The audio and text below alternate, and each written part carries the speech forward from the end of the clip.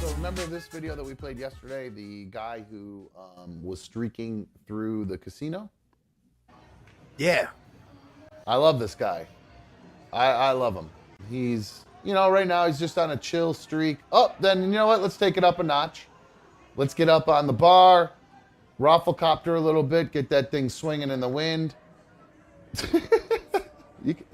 He's got a little bit going on there. You can actually see the flop. There's some swing going on. Yeah, good for him. I didn't notice that yesterday, but yeah, he's doing all right. Which leads me to believe the update that coming up might be some bullshit, but we'll get to that. But this is great. I love he's just chilling, standing like he's doing the Superman pose here. Right here, boom, look at me. I'm Cal from Krypton. Look at my Johnson. And then the police come. But the best part is right before the cops come when he says, you know what? Let me give everybody the old Texas red eye. Booyah. Now, I'm known to do this when I'm drunk. I've given many a Texas red eye while drunk. I've done it, particularly my old pal Charlie has gotten many, many Texas red eyes from me while drunk. And that's what I call when you bend over and spread your ass cheeks and show everybody your ass. That's the old Texas red eye. So anyway, there's an update. The only reason I'm playing this is there's an update to this story. The wife of the guy who did this streaking, the streaker, has come to his defense, claiming he was drugged, Mikey. That's the only reason he went on a violent, sexually charged, I don't know what was so violent about it, but it didn't seem violent from what we were watching, but sexually charged rampage in Vegas over the weekend, claims that he was drugged, as his family's now saying. Brian Danilichik downed a drink laced with hallucinogenics, causing him to slug a one-legged man at the Flamingo Hotel. His wife reportedly told the press. I don't remember him punching anybody. I didn't see that. He punched a one-legged man. I know. I didn't see. I didn't remember that. Why don't they have that part in the video? That'd be interesting to see. I want to see that video. They got videos of everything in Vegas. He beat up that poor cornhole guy. What the fuck? Leave that guy alone. Starfish. Oh, jeez. Daniel Chick, after punching that guy, got naked, barged inside Harris Hotel and Casino, where he flaunted his genitals, danced on top of a poker table. The cop wrestled him to the floor, arresting him for indecent exposure and disorderly conduct. His wife, Michelle, placed the blames for the crime on somebody else. She had been texting with the New York Post saying Brian is a great person. He would never normally behave in such a way, insisting he is a victim here. Said some person spiked her husband's drink. That's the real criminal here. He had a severe hallucinogenic reaction, has no recollection of what happened. Said they're working with doctors who have performed toxicology tests to determine the type of substance Brian consumed. Now, I want that report. I want to know what was in that. What did he do? Smoke a Jeffrey or something? Like, come on. So I've been high on every drug in the world, and I ain't never done that. I didn't think you would believe him. No, that's a story he's making up to tell his wife. No, see, I do. Honey, I was drugged. I do believe him. I have been roofied. I've been roofied myself, so I know what it's like to have this happen. It's an infamous story from my old RMG days. It was one of the calendar release parties back when they would do the calendar. I ended up drinking quite a bit. I was doing good, just normal drunk. And then some weirdo offered me a Rumplemint shot. Now, Rumplemint's has kind of got a weird flavor as it is. It was me. What? That wasn't me. No, it wasn't you. I know it wasn't you. It did look like you, this guy, actually. I can still see the guy to this day. He did look like you. I wish this guy would come forward and admit that he, and actually wouldn't even care at this point because nothing really ended up happening with it other than me blacking out, like not in a normal blackout way. I went downstairs and was leaning on a tree throwing up while they threw snowballs at me. Dieter and the other people on the show were throwing snowballs from the second floor out a window at me because it was obviously, November or December, whenever we do it. And then I got in the wrong car, which is normal behavior for me when I'm drunk. I tend to get in the wrong car. That's happened to me many times. In Rochester, I tried to get into somebody's car saying it was our limousine. One time I was so drunk we came out of the Classy Cat, one of your famous hangouts. You might actually have been with us the day I did that, the night I did that. Because usually when we were at the Classy Cat, you were there with me. Do you remember me doing that? I was there that night because that's the night that I caught a ride in the limo with you guys back to East Ave. And I listened to you and Doogie get into a fight, and I was like, oh my God, it's like I'm getting a real show. And she was like, shut the fuck up. Who is this? Okay. Well, I vaguely remember that. I remember the part where I got into the wrong car thinking it was saying it was somebody. I don't know if it was a taxi or what I got into, but man, I got in a lot of trouble. It was somebody's car. It was just somebody's car I tried to get into. Yeah, that used to happen to me all the time when I would drink too much. So that was kind of like normal, but the part when I got home, I was all weird when I got home with my ex-wife, and I just wasn't myself. It wasn't like it was really weird drunk. It wasn't like being drunk. It was like some sort of weird chemical took over. So I believe this guy. I believe somebody may have roofied him. He maybe just looked at the wrong person. Maybe he popped fly to somebody earlier, and this was the way the person got back at him. They threw a little something in his drink. I don't doesn't surprise me one bit. Or he willingly took drugs and just couldn't handle them. Nope. I'm gonna go with he got spiked. I'm gonna go with he got roofied. That's much more fun for me to believe that. It just corroborates my story.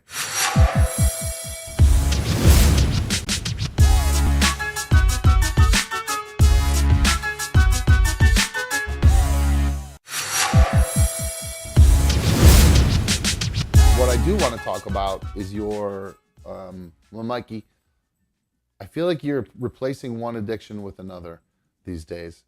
And you've moved, since you've moved from drinking, you've now decided you have a new addiction beyond marijuana, but that doesn't count in our world. You've now decided to move on to gambling. And you have actually got so into gambling that you've moved on to hold on one second, I'm trying to get this ready. So you've decided that, because most people bet on like NFL. Animals, get away from that thing. Come here. I forgot to put the weights down today, so this camera might go flying at some point. Just give you guys a heads up. But no, so most people bet, NFL games, NBA games, MLB games, in season, real deal games. Well, I think degenerate gamblers spend their time betting on NBA Summer League games, and even worse, the ACL is what Mikey has decided to move on to. Here is the, let's see. This is the bottom of it. I'm still learning about this right here, but here it is right here. I know it's a little blurry, guys, so bear with me. This is Mikey's bet on Steve Dericki and Mark Burgess at odds of plus 7,500. Who knows what the fuck that means? To win the ACL Pro Shootout number 8 Pro Doubles. That's the American Cornhole League, for those of you who aren't familiar with it. And the wager, if you put down $20, and if these two win, you're going to get $1,520 back. You're going to get $1,500 if these guys win on July 4th. So that's tomorrow night or tomorrow morning at 9 a.m. Oh, yeah. Are you going to watch? I won't be able to watch him. I know Steve Dericki, so I'm betting on my homeboy to win. Oh, you are? That's why you're betting? I thought it was just because you've become a full-blown degenerate gambler. Well, I'm definitely a degenerate gambler. I didn't know. He told me yesterday. He was like, by the way, there's a Vegas line on us. I said, no, there isn't. And he said, yeah. And I said, got right on my phone today. And I was like, oh, you bet your ass. Oh, that's fun. They're the biggest long shots there. It's a guy that I've worked with for the last 5 years. He's from right outside of Rochester. Damn dog. They got the camera. Son of a bitch. So here is this again. Was this one you won? Was this an NBA game? Was this the playoffs? Yeah, that was the playoffs. Okay, that was so the last bet that I had made.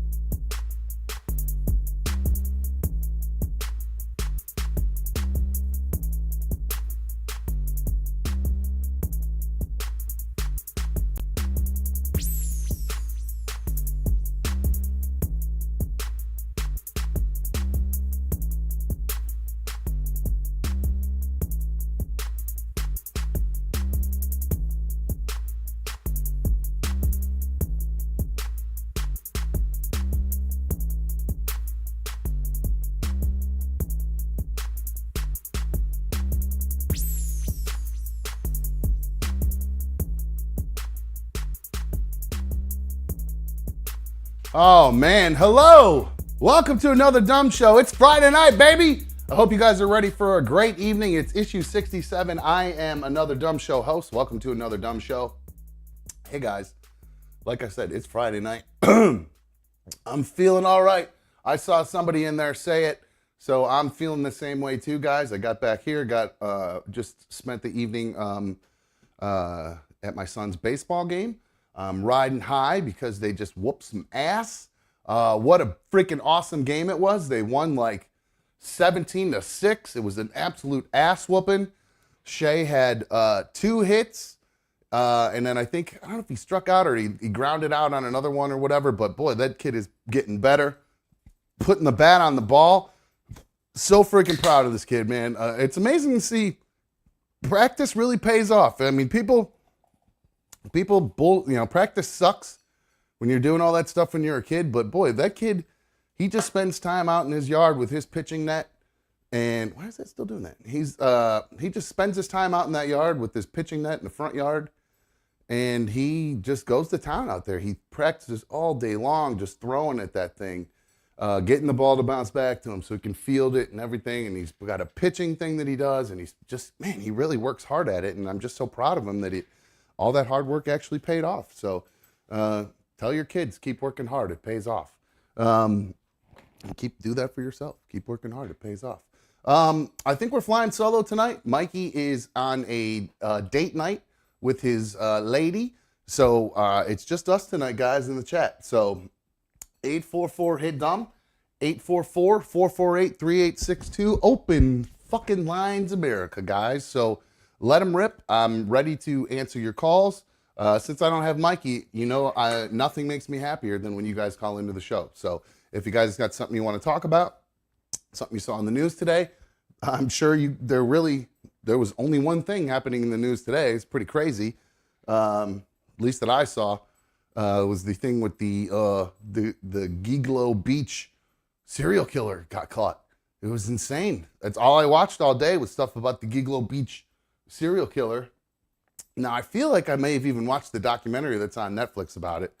So let's see if there's any updates on this. I didn't actually get the news story pulled, so let me get it up here and I can read about it here and go over it with you guys. Oh, cool. Somebody's calling. Let me grab this one real quick. Hi. Hello. You're on another Dumb Show. Yo, Dumb. When Hey, are you what's going to put your podcast up? Oh, man. You know what? The last one I saw was from June 14th. Yeah, you know what? Right. Yeah, and you're right. Because I have a built-in way. Do me a favor. Turn your radio or your video down or whatever. Who's yeah, this? I'm sorry. No, that's okay. Who's this, by the way? This is Brad from Elyria. Brad, hey, dude. So it actually is being posted. It's just not being posted on iHeart or Spotify or Apple, like where a lot of people are used to getting it, because YouTube automatically serves my show as a audio only podcast into YouTube Music. So right now I don't have to do any extra work to get it posted right there. And it is a real pain in the ass to get that posted in a timely manner along with everything else. So I've just been asking everybody to just go get it off of YouTube Music. That's the best way to get it right now. YouTube Music. Yep, YouTube Music. And you can download it as audio only. You can watch it as a video. You have options there too. So it's kind of like how Spotify does it, I guess. But and so then I can download it and listen to it throughout the day? Correct, yeah. And I think you can even like speed it up if you want to catch up on old shows and you want to go at like 1.5 speed and all that stuff. So yeah, it's a great, I love YouTube Music. I like the user interface on it and everything. And I'm not just shilling for YouTube. It doesn't do shit for me really. But yeah.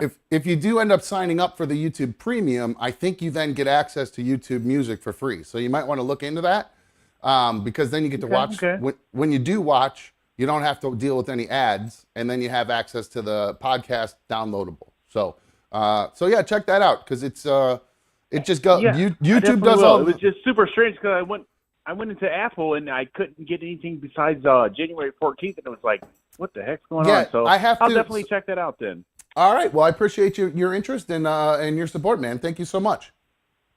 Yeah, you're awesome, Dumb. Oh, good looking out, man. I appreciate it. Thanks, dude. You're awesome. Yeah. See you later, bro. All right, homie. So, well, there you go. I like it. Open Lines America. We already got one great answer or one call right off the bat. So keep them coming, guys. Back to the Gilgo Beach guy. I don't know if you guys watched any of the stuff that's going on with it at all today. I'm assuming you probably watched some of it. I didn't get a chance to pull really any audio of it, but it looks like we got a clip of this guy getting arrested actually right here. So let me pull this, see if I can pop this up real quick. So here he is. His name is Rex Heuermann. I think it's pronounced Heuermann. It's Heuermann. Heuermann. Here he is. Let's see. Desktop. Where we go here? So I'm used to pressing the button when Mikey's here, but he's not here right now. So here it is. I don't know if there's any audio with it. Audio? Nothing. Oh, wait, hold on. Founded investigators for more than a decade. Here we go. Let's start this over.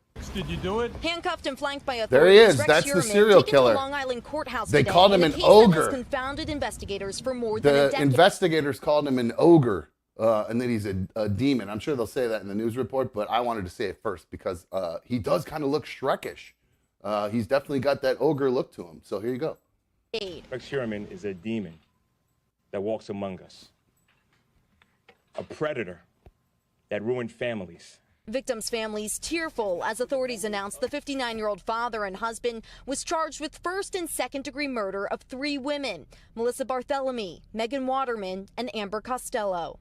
Their remains discovered within a quarter-mile stretch near Gilgo Beach back in 2010. Oh, what was I calling it? Giglo? Gilgo, my bad. In that area during sweeping you know why I search was doing efforts, that? sending a wave of fear over Long Island residents. See, the reason I kept saying that name wrong was because when I first started watching this morning, when they were talking about this on that live news thing that I love, because I watched this when it broke very, very early this morning, when they were literally just standing outside this guy's house. Recording just an empty house, and you're like, what are you looking at? And then they're like, oh, there might be a serial killer they're getting ready to arrest in there. So I was, transfixed to it. But the first guy kept calling it Gilgo Beach, like that movie Geely or whatever. So I don't know if he's a big fan of that, the Ben Affleck and J-Lo bust. But yeah, I think for whatever reason, he kept calling it Gilgo Beach or whatever. So I kept mixing it up myself. So that would explain why I'm a doo-doo head. There's a community out there that, as the facts unfold, will be sleeping a lot easier tonight. After following him through the city last night, captured on this surveillance video, today investigators searching Heuermann's Manhattan architect. Oh, hold on. So I watched her too today, and it was so funny because they hadn't broken exactly. So the governor of New York, they showed her. She was doing a press conference about the $1 million New York has spent on drones to watch for sharks on the beach. I don't know if that's the best way to use $1 million. I mean, to me, this is pretty obvious they're saying it's to watch sharks, but it's really just to watch the coast with drones, obviously. It's so freaking obvious because who the fuck would approve $1 million to watch for sharks when there's been a few random shark bites here and there throughout the past couple months. So I think it's a little ridiculous. But back to her during this press conference, they hadn't broken any of the actual details yet. But this woman, she just went on and she said she spilled the beans basically on everything other than saying the guy's name. I mean, they hadn't done any press conferences yet, and she decided that she was just going to take it upon herself to tell the whole story, basically before all the people who did all the hard work to get this guy busted got to announce it themselves. So we'll pick up where they left off with him walking through the streets. Oh, hold on. After following him through the city last night, captured on this surveillance video, today investigators searching Heuermann's Manhattan architecture firm and home in Massapequa Park, New York. Key evidence accumulating this year, including the recent discovery of his Chevrolet Avalanche towed from his property today. A witness to one of the victims' disappearance had described that vehicle according to court documents. Police say Heuermann was also tied to burner phones, seen here loading more minutes onto the device. Oh, yeah. And authorities pulled his DNA from pizza crusts tossed in a Manhattan trash can. Neighbors on Long Island stunned to learn of the suspected serial killer. I don't know if you guys heard that, but they caught him based on they've been tracking this guy forever because it's amazing the amount of it's hard to get away with anything at this point anymore, man. This happened, I think, in 2011, 2010, or around there. He ended up, he was on the run, but living in plain sight, basically. But he's such a fucking creep. He couldn't control himself, and he had all these burner phones just so he could do Google searches on his burner phones about all kinds of like child porn and all kinds of other awful stuff. So the guy is a total dirtbag, obviously, because he's just been arrested for all this stuff. But he's, this is still alleged. He's not been, nothing's been proven yet. He'll have his day in court, but it's not looking good for this guy based on all his gross Google searches for like child porn and like awful kind of like rape fantasies and things like that. So, all right. So this news story is just about a minute. I think there's about a minute left, and then we'll. Next door. The guy's been quiet, never really bothers anybody. You were kind of shocked, to tell you the truth. But tonight, authorities say the investigation is not over. The work is not done here, but this is a major, major step forward. Jessica Taylor's remains were discovered in 2011. Heuermann is not charged with her murder today, but her cousin hopes this arrest will bring answers. I'm hopeful for the future, and I'm hopeful that a connection is made. All right, Emily Aketa joins us tonight live from Long Island. And Emily, is the suspect commenting tonight? Well, Tom, his lawyer says that Heuermann broke down in tears and insisted on his innocence. He's now being held without bail behind me on those murder charges. And, Tom, investigators say that he is the prime suspect in another death, too. The district attorney calling this a watershed moment. Wow. So there it is. This is, they've been chasing this guy for a long time. And slowly but surely, they were able to get this scumbag taken in, and he's gonna have his day in court, obviously. But it's not looking good for homeboy. It looked very, very ugly for him. So, is Mikey? Mikey's in the chat, but he's not on the show. Oh, okay, all right. He's moving other people do. Anyway, so yeah, that is a ugly situation there. Hopefully they've got that guy, and they'll be able to pin the other actual, murders and stuff that are, all these bodies they found. Hopefully they'll be able to put it on him. So we've got a couple people who have emailed in. I did ask for yesterday I did ask for a couple of bios for the website, but holy shit, these are very, very long. I think they're probably a little long, but we could probably dig through this one. This one's from Brian. I don't know if he wrote this himself or if he used ChatGPT to write this. This one, Brian, I don't know if you're in there or not, or if you want to call and let me know. But Brian wrote a very long bio for me because I had challenged you guys yesterday. I have the website. Now I wrote a bio for Mikey, but my website guy said, look, the way it lines up on the webpage, Mikey's is not considerably longer, but longer than the one I had already given him. So it doesn't match up right. And I didn't want to trim down Mikey's, so I thought maybe I'd ask you guys to write a bio for me, because I'm not really good at that. Like when I did do a little bit of dabbling with the the dating apps and stuff, that was so fucking hard trying to figure out how to write a bio about myself. I don't know, it was awful. And the bio it came up at was terrible. It's just awful. So here's what Brian wrote. Here's what he gave me for his bio. And again, I don't know if he wrote this himself or if this is a ChatGPT driven bio. It says, Sean Street, known by his moniker Dumb, is a charismatic and entertaining YouTube live podcast host. Best recognized for his incredible wit and engaging discussions on his show, Another Dumb Show. Born with a natural gift for humor and storytelling, Sean has captivated audiences with his unique blend of intelligence and offbeat humor. From a young age, Sean discovered his passion for entertaining others. Sean discovered his passion for entertaining others through various mediums. However, it wasn't until he stumbled upon the world of podcasting that he found his true calling. Armed with a quick mind and infectious laugh, Sean embarked on a journey to create a platform where he could share his thoughts, ideas, and hilarious anecdotes with a global audience. Another Dumb Show quickly gained popularity, attracting a dedicated fan base who eagerly anticipate each new episode. Sean's ability to blend thought-provoking conversations with lighthearted banter sets his podcast apart from the rest. His infectious laughter, second time laugh, I like that, and genuine enthusiasm create an atmosphere that makes every guest feel comfortable and encourages open and entertaining discussions. Man, this is really good. It's long. I love it. One of Sean's greatest strengths is his ability to find humor in everyday situations. Dumb Show, in collaborations with other content creators, PDJ. He strives to make a positive impact on the world while maintaining his trademark sense of humor, or lack thereof. I added that. Sean Street or Dumb has carved out a unique niche in the world of podcasting, delighting audiences with his exceptional storytelling ability and infectious personality. As a host of Another Dumb Show, he continues to captivate listeners with his humor, insight, and ability to turn the ordinary into the extraordinary. With each episode, Sean invites his audience to join him on a journey filled with laughter, entertainment, and a touch of silliness, making him a beloved figure in the podcasting community. Wow, that's great. That's super long as fuck, but I do like it.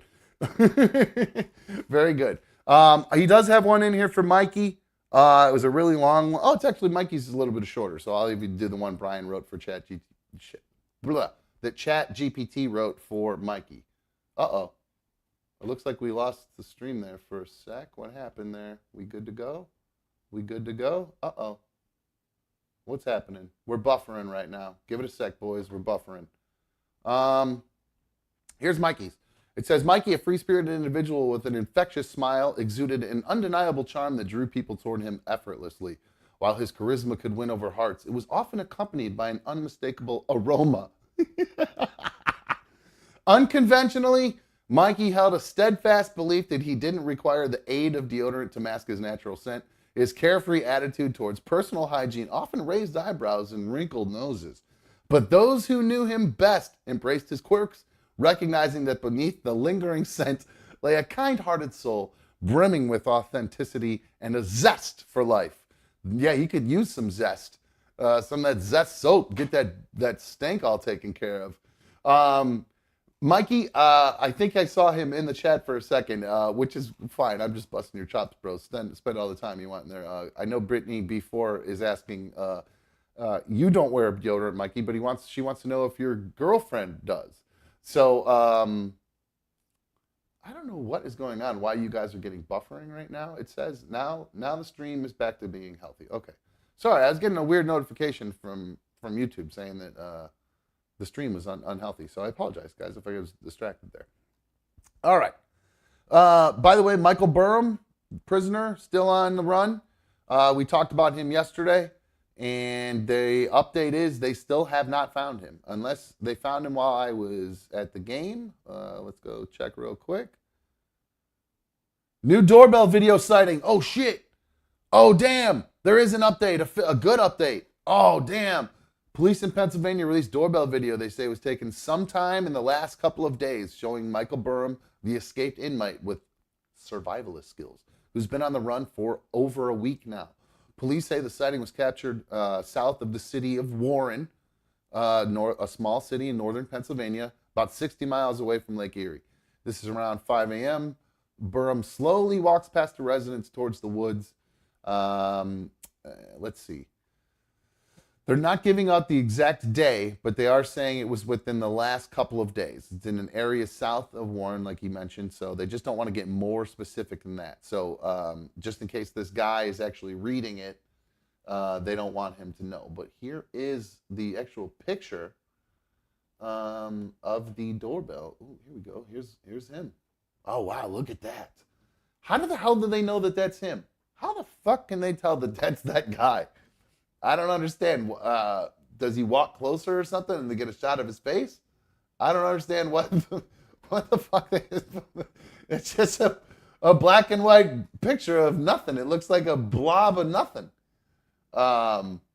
That's weird. I wonder why. I wonder how they were able to actually determine that was him, because they're saying they don't want him to know exactly where cameras are that they've received information from and could potentially receive more. So they don't want him to know that they know where he is, basically. Which, why bother saying this? Because you just blew your wad south of Warren. So he knows, don't go there. Get out of there if he's able to check the news or something. So he's moving at night right now, this Michael Burham guy, and they believe he may have injured himself now during the prison escape, and he's got a bit of a limp, I guess. So he's pulling a Kaiser Soze, and he's faking it. All right. Well, an update. Now we know what's going on with this Burham guy.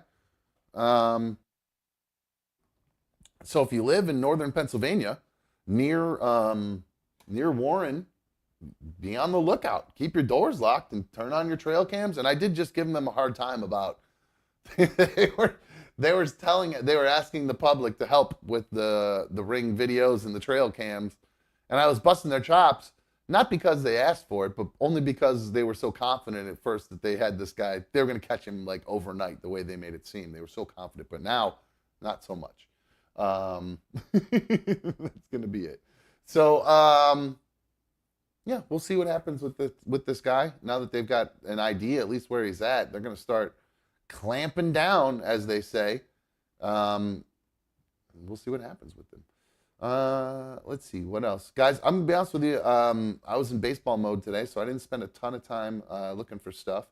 And I am pretty bummed out to see we're all going to... Well, it could be good news for us here on Another Dumb Show that the SAG-AFTRA people went on strike. That might work out great for us because we'll keep working. We'll keep making shows. But everybody else in Hollywood that actually makes like great content, like the movies and shit like that, not that we don't make great content, but you know, we're not making movies here. They are going on strike. The writers, the first time the actors have joined the writers since I think 1960. The last time the writers only were on strike, this lasted I think 3 months, either 3 to 6 months. I can't remember exactly what it was, but the strangest thing about the whole thing, I'm sure you guys probably watched this or saw this, was the Fran Drescher, the nanny. Apparently she doesn't talk like that all the time. I just assumed that was what her natural voice was. I don't think I've ever really seen her talk other than her doing a voice on the nanny. But so yeah, she's the leader of SAG and was making all kinds of fiery announcements, and you know they're striking, so you know what I mean. They're being real, no acting. You're getting the real deal, Fran Drescher.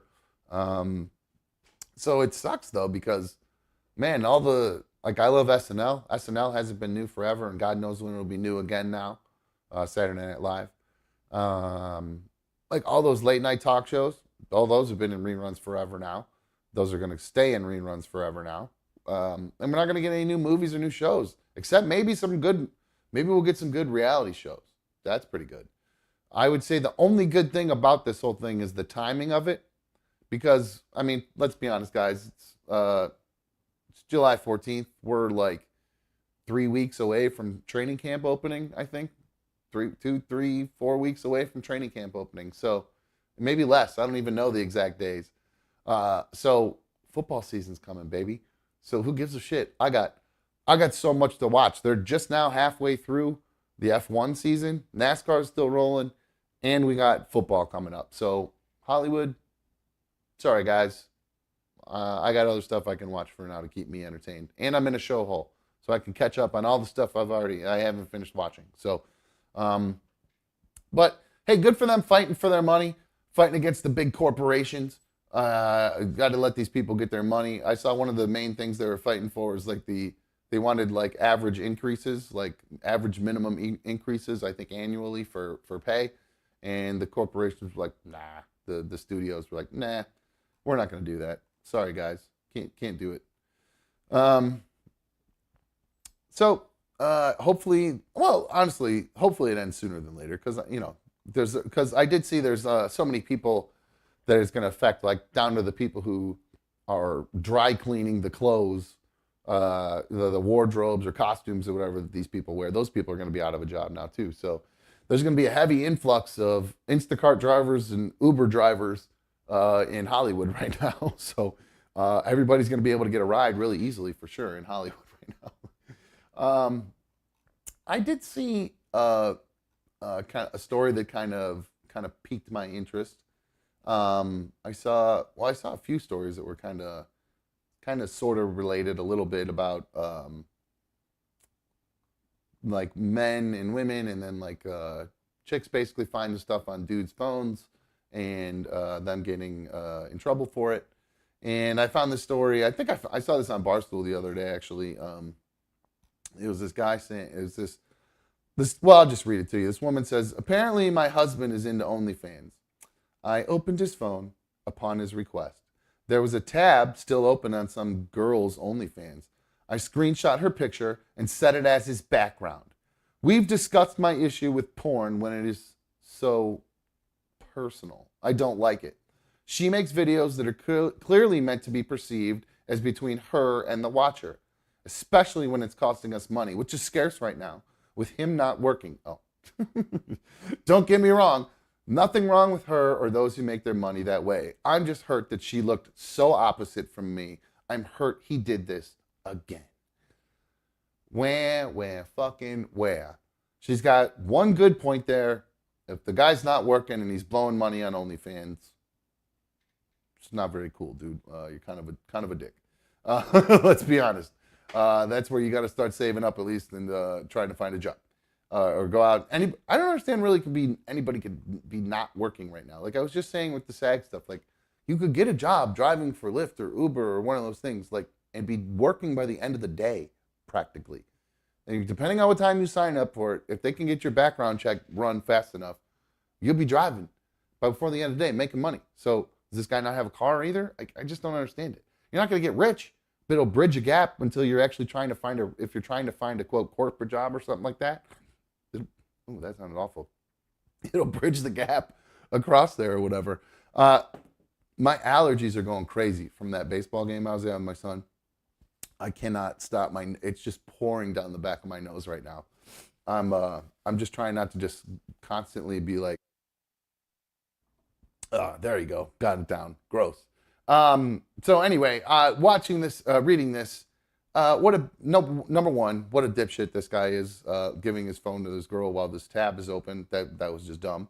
And then from there, I gotta have beef with her being worried about the fact that it's all personal. I mean, who really gives a shit? It's still the same idea. It's still porn. Gives a crap whether it's personal and the girl says the guy's name. Guys search through porn looking for girls to say their name. Guys are searching for porn that's going to be connected to them somehow. It's just part of porn. It's part of what guys want. They want the personal thing. That's why guys do the chat things and the webcam things. That's why the women make so much money doing that. It's like, get over it. And it really ended up being the bottom line. Was she didn't care about the money. She didn't care about the personal effect. Nothing. It came down to literally the last line she said, close to the last line, but the bottom line was, I'm just hurt that she looked so opposite from me. Which to me says, this is probably because I'm sure it's not just a brunette and then the OnlyFans girl's blonde. No, I'm sure that this guy's dating a whale or something, or he's married to some whale, so who's probably not taking care of herself. I don't care if she had kids, you can lose weight and get yourself in shape. Everybody did it. I used to be almost 400 pounds. There's no excuses. You can lose the weight. There's no excuses. And so this guy just wants to have a little bit of fantasy. That's the whole point. You and him are probably very happy. Maybe you have a good sex life. Who knows? Maybe that's good. But there's still room for fantasy in there. And if this other girl fulfills a fantasy he has that you're not fulfilling, get over it. Get fucked. Oh, yeah. Sorry, I just saw Blue Wolverine just put in a really sweet superfan donation. Thank you so much, dude. I appreciate that. He wants to remind everybody, take a moment to click like on the video. It's free to do that. That's right. It is free to click like. It isn't free to pay for these OnlyFans chicks. I get it. But go fuck yourself. I understand. It's hard for me to argue with this because the guy's not working. She's got a huge leg to stand on there. But everything else, he's not attracted to you. He's got this fantasy. Let the man have the fantasy. He could even probably get this girl to have sex potentially with another girl, and he could watch it, and they could both say their name. Are you willing to do that for him, honey? No. Why is that wrong? It doesn't mean you're not enough for him. You could still have a fantasy, and your partner is still enough for you. 844-HIT-TOM, 844-448-3862. Give us a call. Tell me what you think. If you think I'm a fucking jerk, I don't care. I think he's probably dating a big fat pig, and so he's going on OnlyFans. Or he's just a fucking horny ass dude. And it doesn't matter. He still loves you. He's still happy. He's probably still pounding you out or whatever. But you know what? He just wants a little extra. Maybe he's at home, for God's sakes. You're at work. He's at home and unemployed. What else does he have to do if he's not looking for work? Let the man do his thing. Let him get a little pound time to himself. And then maybe he'll get his shit together. But you're always sweating him, going through his phone. I tell you what, leave the guy alone and let him spend his money on his OnlyFans, or spend your money on OnlyFans. Now, I saw this really weird story about that and a lady's because boy, I'm really conflicted on this one, because if this happened to me, I don't know if I would ever be able to get over it, and I wonder what ladies think they should do. I found this story where this woman, again, it was another woman checking her husband's phone, and she started digging through his phone. Apparently, why does it keep saying, both stories mention that these women check their husband's phone with their permission, the husband's permission. I find that very hard to believe. I find that a weird detail they're adding into these stories to try to justify these chicks going through the guy's phone while the guy's in the shower. Sounds familiar. Hey, but you reap what you sow. Anyway, a wife has been left devastated after finding old messages on her husband's phone from when they first met, where he told a friend he thought she was ugly. Oh man, that's so horrible. I don't know why that makes me laugh so hard, but it's fucking hilarious. This poor woman was left heartbroken. Her name's Jane Lewis.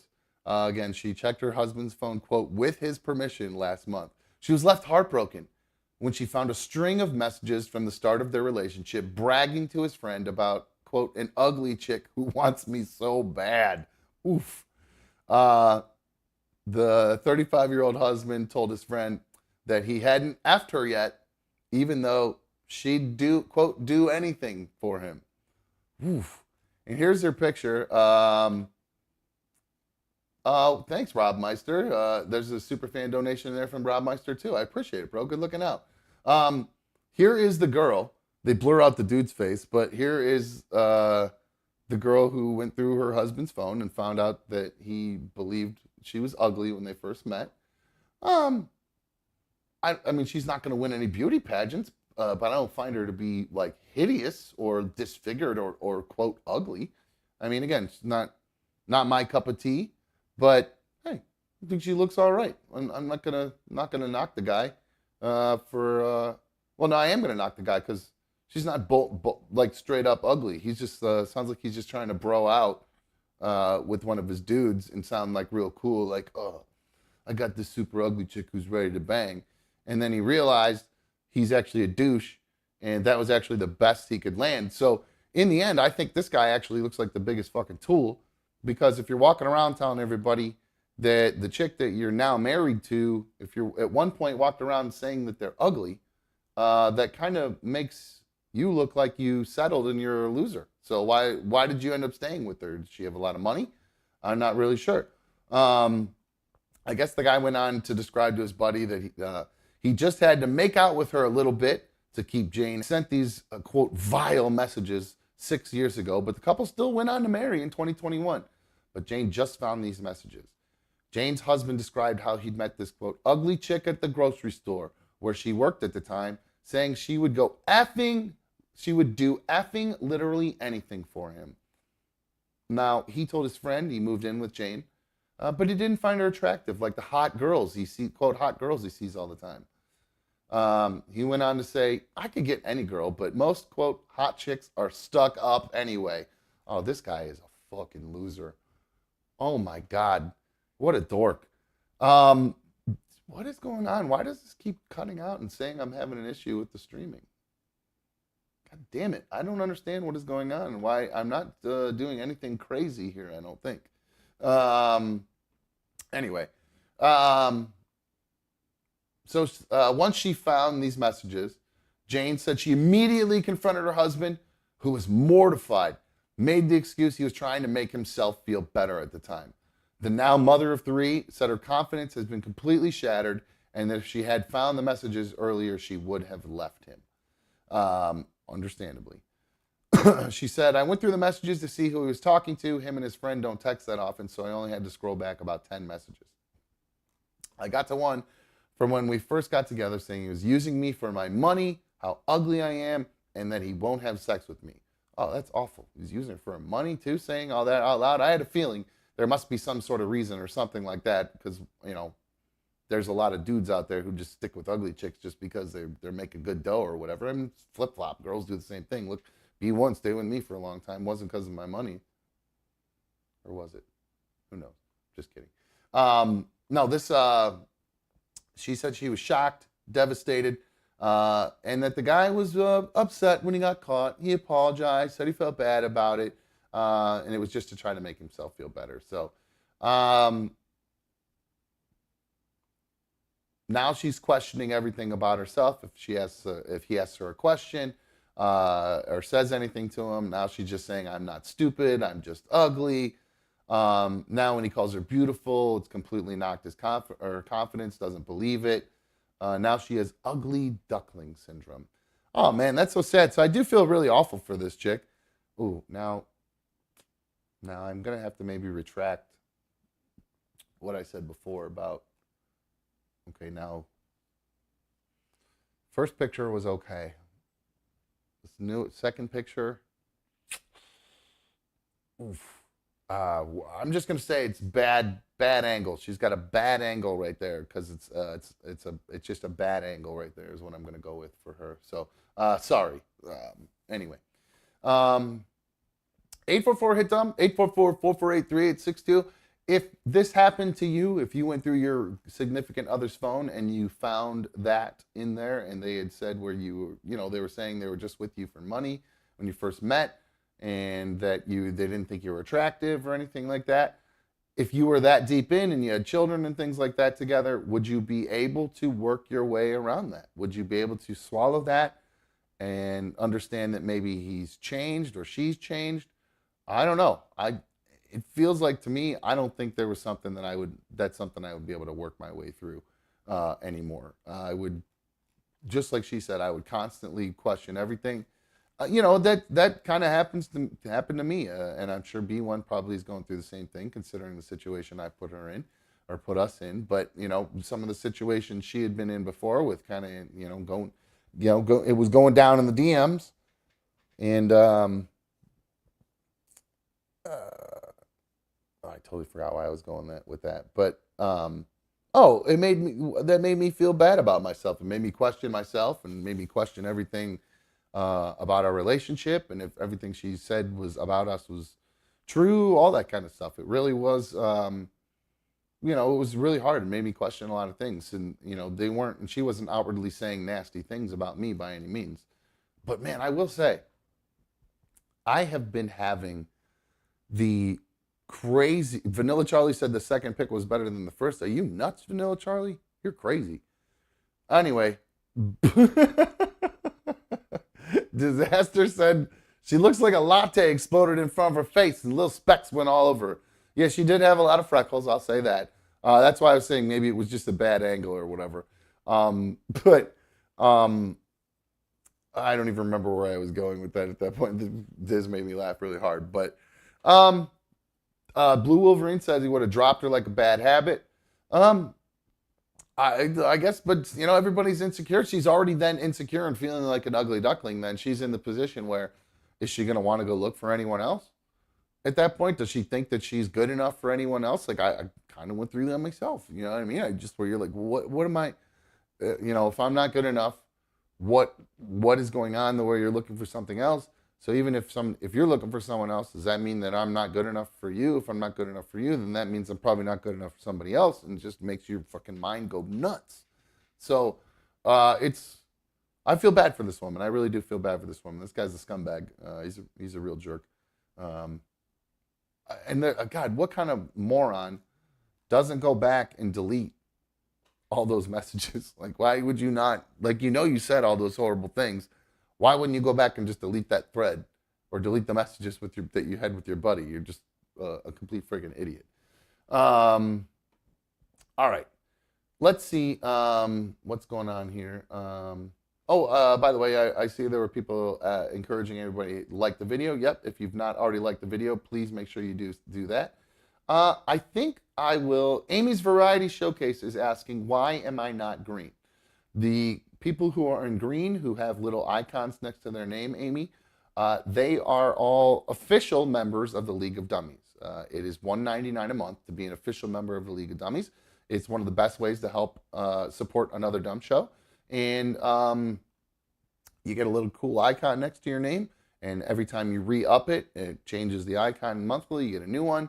So you get to see all the fun stuff that's coming with that. And as we kind of move along over time, I plan on adding things on for more just official league members only. So everybody in the chat is a part of the league, but they're not official until they become, by hitting that join button.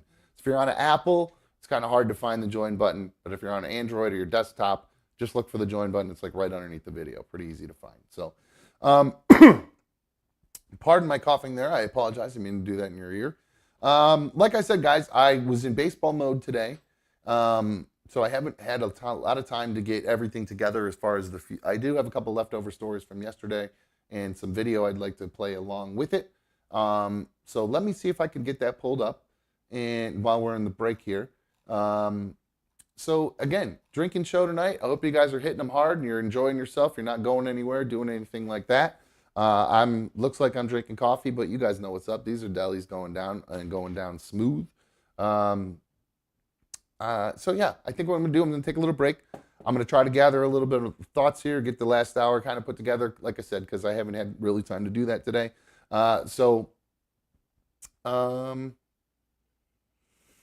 I'm reading here some of the chats real quick before we head to break. Vanilla Charlie, going back to the last topic we were talking about, says, if your significant other is going through your phone and finding that stuff, maybe you should question why you're with someone who has to go through your phone.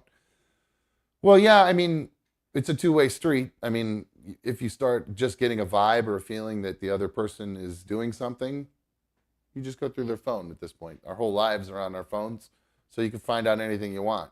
It's just pretty simple. And if you don't even have to go look to see if they're talking to someone else, like you're actually finding messages like that chick did. She went and looked through a friend's thread to see if like he's talking to his buddy about, hey, guess what? You'll never guess. I'm banging this hot chick on the side. But no, she found even worse. He thinks she's ugly. Poor chick. It's pretty shitty. Let's see.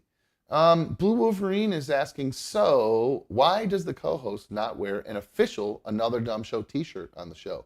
I don't think he ordered one, to be honest with you. I don't know if he ordered one when he did the t-shirts. And I did just figure out a way, by the way. There are two people I owe t-shirts to. Everybody else that ordered got their t-shirt. There are two people I owe t-shirts to. But my shipping thing went to shit, and my whole system fell apart, and I lost my printer for it, my shipping label printer. It got buried in my closet. But I found it. It's right down there now.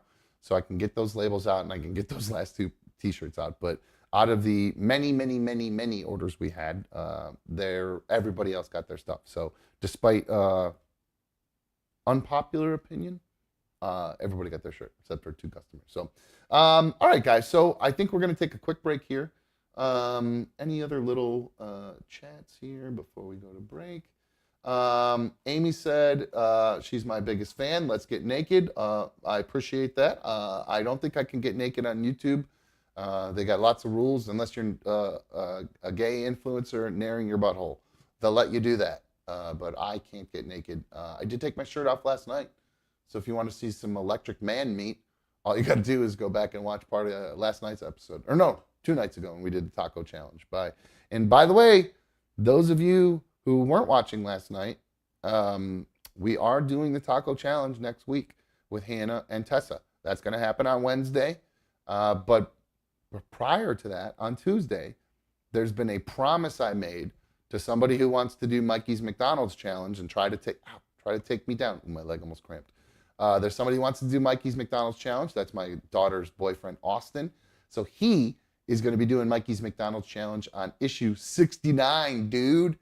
coming up on Tuesday. And then Hannah and Tessa will be doing it on issue 70 on Wednesday. So, well, they won't do Mikey's. They'll do the taco challenge. So I am looking forward to it. Did I see somebody say Allie is back? Herman, I don't think Allie is back, but I might have an update regarding Allie.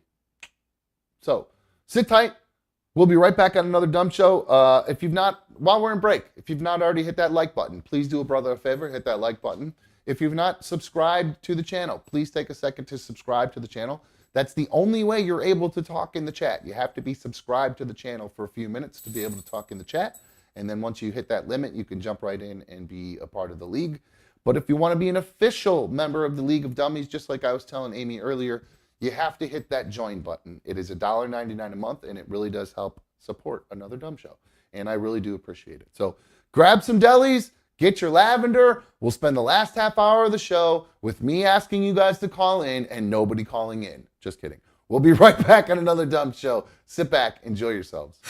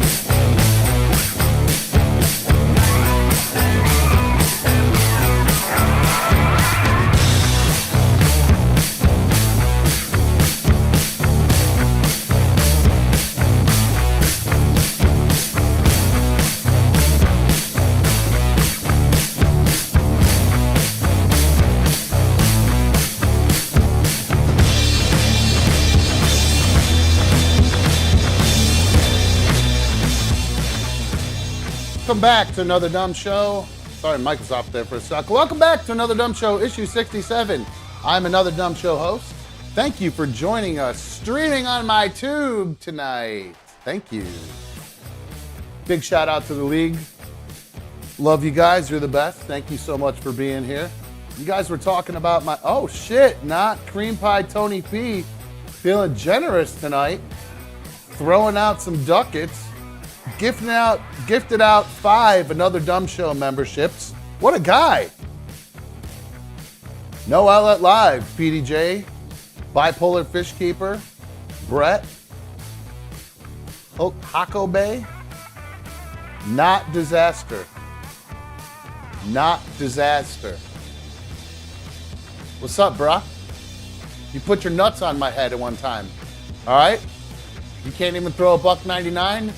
You're up in my chat, dropping some pretty funny jokes every once in a while. Guy who roasted Jeffrey Ross himself. Can't even throw a couple ducats the brother's way after you teabag me. My microphone cut out. What a travesty that was. I was gonna win that fucking thing. My microphone hadn't cut out.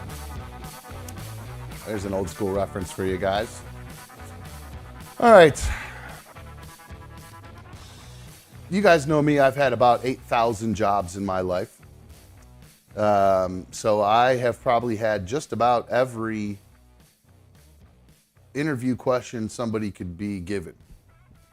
And I have a list here of the most bizarre job interview questions. So 844-HIT-DUMB, 844-448-3862. If you ever had a weird job interview, give me a call. Let me know about it. So here are some of the questions.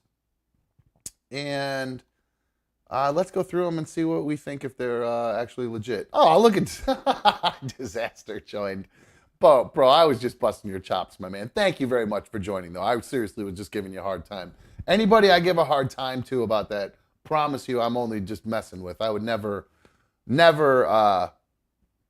twist anybody's arm, you know, even though they did put his nuts on my head that one time.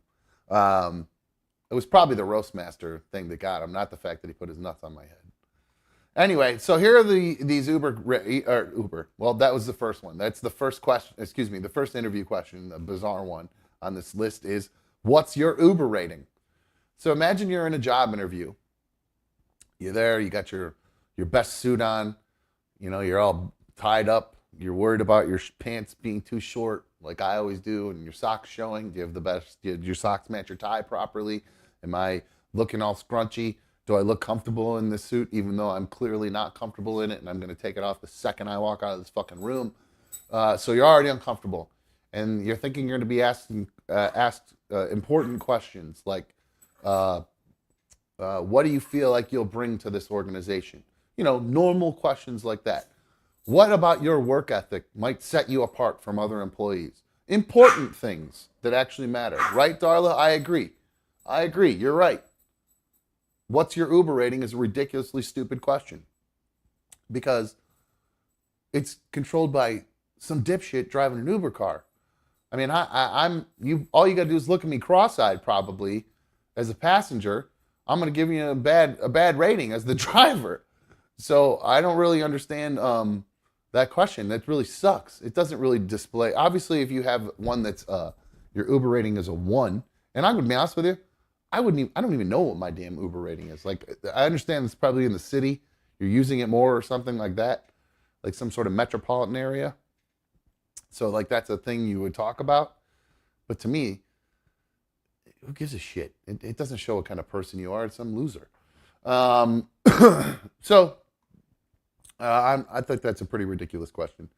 Question number 2, and I've had some pretty crazy questions asked to me. When I went to go get a job as a salesman at the copier place, it was a very interesting interview. Question number 2, how are you at dealing with stupid people? Now that is a great question. I don't think that's bizarre at all. I think that's a fantastic question, especially if you're getting a job for like customer service.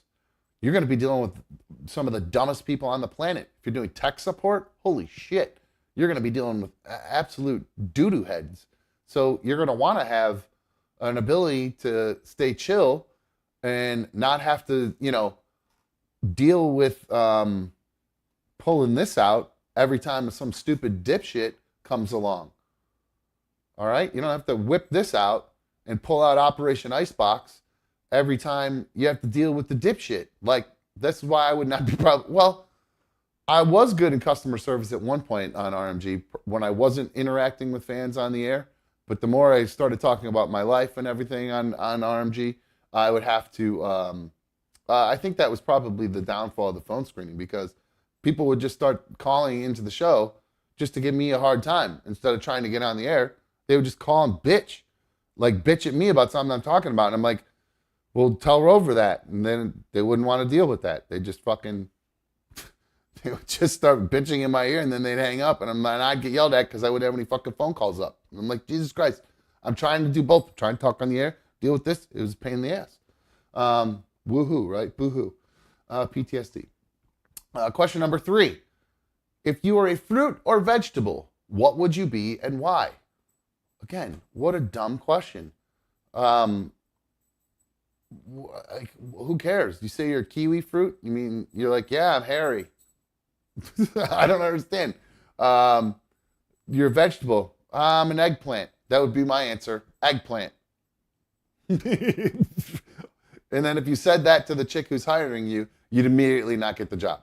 So, I mean, I don't know. So maybe that's what the question is, to see if you'll be a fucking pervert like me and say, what's your favorite fruit? Peach. Vegetable. Well, eggplant. Okay, maybe that's to weed out the hornball perverts like me. Question number 4, bizarre question from interviews. Question number 4. If you could be any of the original 150 Pokemon, which one would you choose? Well, I don't hate that question, because I think they all have different traits. But I'd have to be honest. What if you don't know it very well beyond like Pikachu or Charizard? So, I mean, you just have to be honest there, I guess. Question number 5, do you believe in aliens? I think that's a fair question, because based on the type of answer somebody gives, like me, if they gave the answer, I would answer, oh, by the way, speaking of aliens, did you see Chuck Schumer?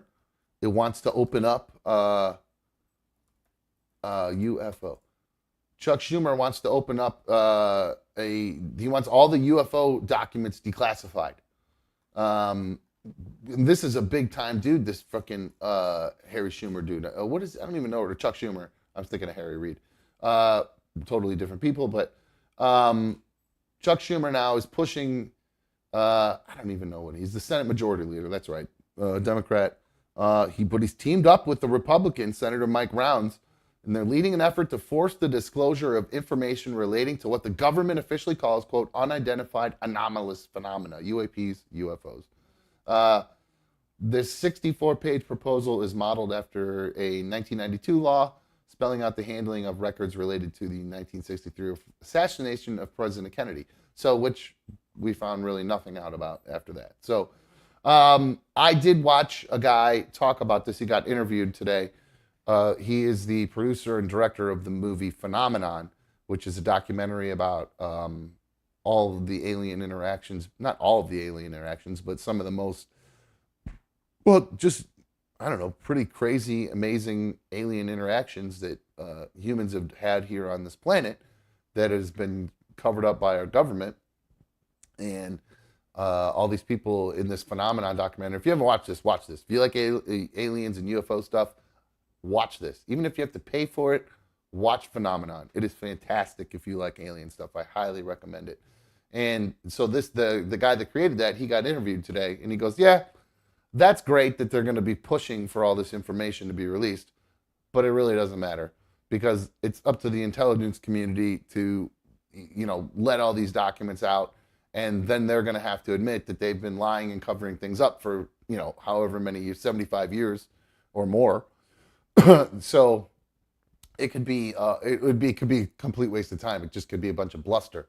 But I do have, Mikey's into conspiracy theories, and I don't think Mikey's down there. I don't know if he's coming back from date night or not. I don't remember what he said. But Mikey's into conspiracy theories.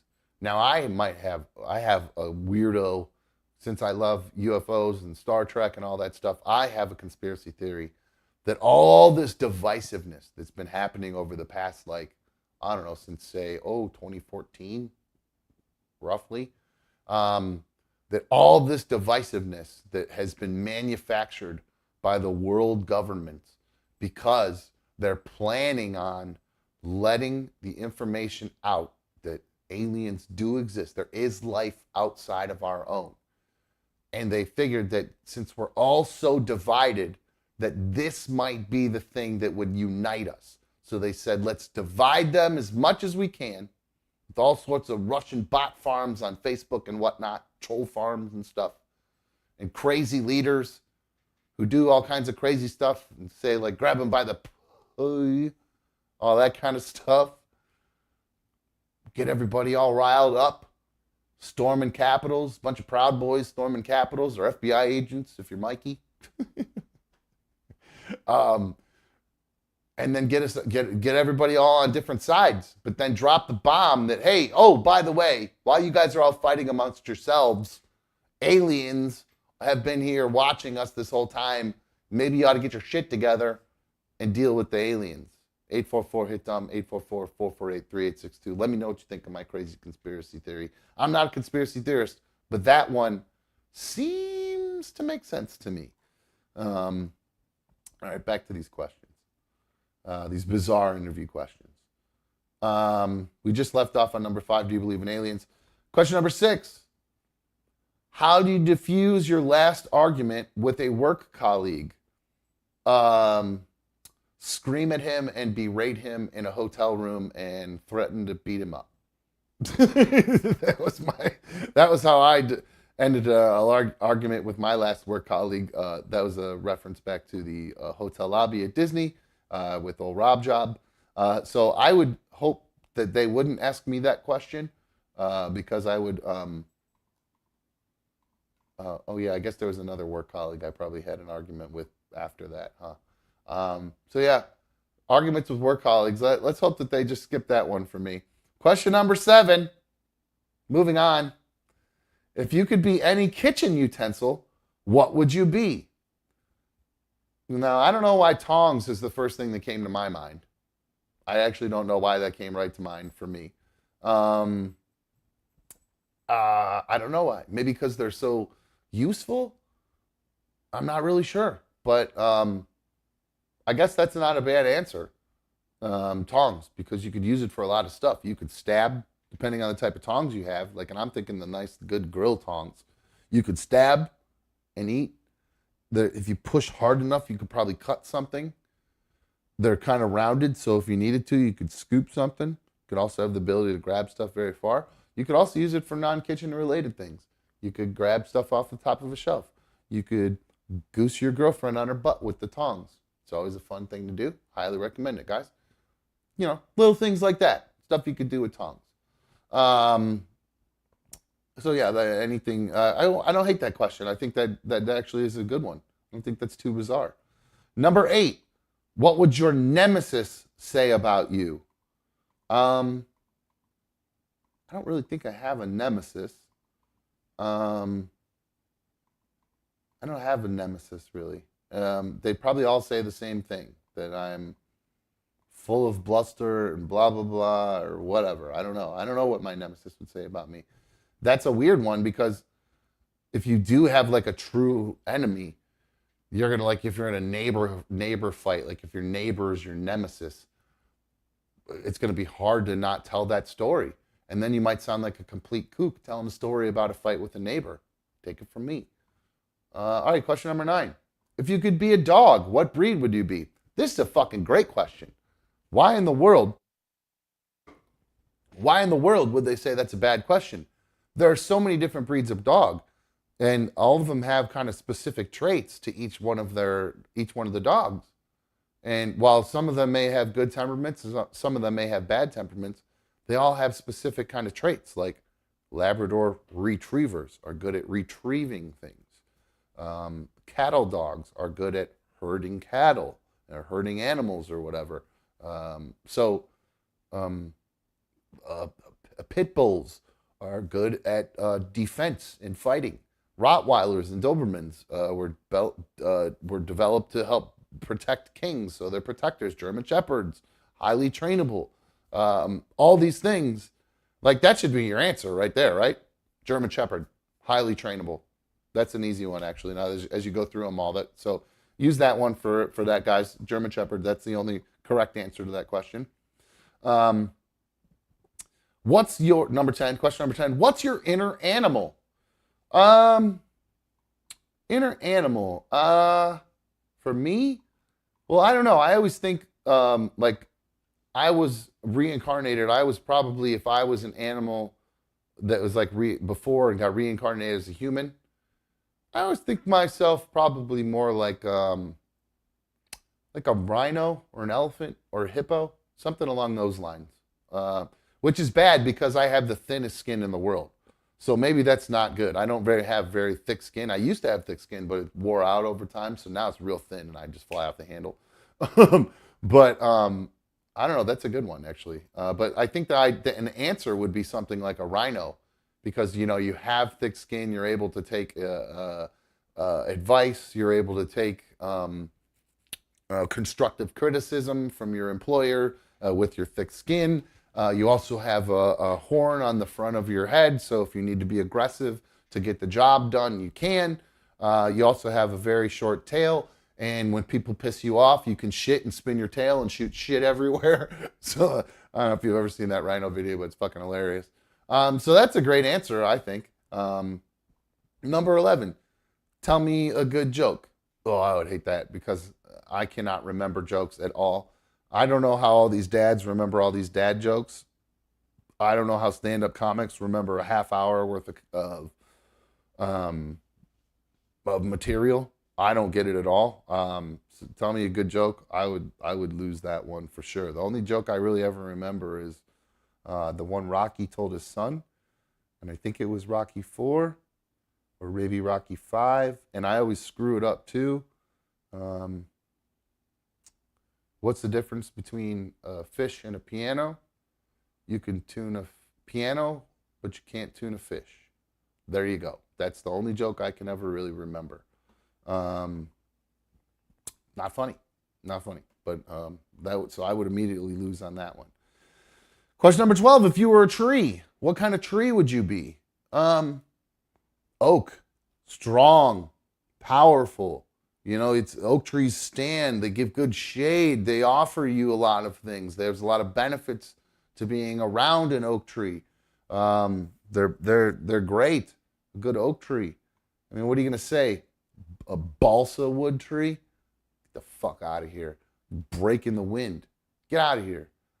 Fucking dumb answer was that balsa. Shit. Question number 13.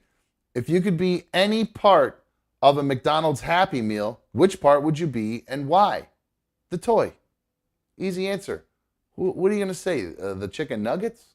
No, that's boring. The cheeseburger? No, you got onions on it. You're kind of You know? No, fuck that, dude. The toy. You get something different every time. It's entertaining. I would be the toy. Other people might say they're French fries because they're classic. They're always good, crispy. Number 14. Now, this isn't a bizarre one. I feel like this is a normal one that would be asked. Do you want this job or you do need this job? Because it could be, there's no reason that nothing wrong with saying I need this job and that I also do want this job. If you only answer it and say, I don't really want it, I just need a job. That's not a good answer. You're not going to they're probably not going to hire you. So that's actually a great question. It's not bizarre at all. And number 15, convince me to watch your favorite movie. That's easy. Go back to Rocky 4. It's got everything. It's got heart, it's got soul, it's got great music, it's got great good versus bad. It's got the classic training montages. So yeah, I mean, you can't go wrong with Rocky IV, Castaway. Those two are my like two favorite movies. So I would say it's hard to tell. It's hard to tell. I'm such a big fan of Castaway. I can usually tell you if Castaway is on cable or something, depending on where it's at in the movie, like where it'll show you how much time is in or how much time is left. With almost perfect accuracy, I can tell you where they are in Castaway just based on how far along they are in the movie, because I've seen it so many times. And probably same for Rocky IV. But something specific about Castaway, I don't know what it is, but I really love that movie. Tom Hanks is the man, but Sly is the best. So my crazy interview story was when I went to go get a job working for a copier company, which was just a crazy time period in my life.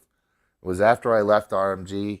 I had left one sales job. I had a sales job after I left RMG selling brake pads for a while. I did, not like car brake pads. I worked for a really cool company that created this Kevlar friction material that I sold to like manufacturing companies, paper mills and steel mills and things like that, because there's brakes on everything in these things, and not like car brakes that you're thinking of. Big, huge brakes, drums that are as long as my arm or whatever.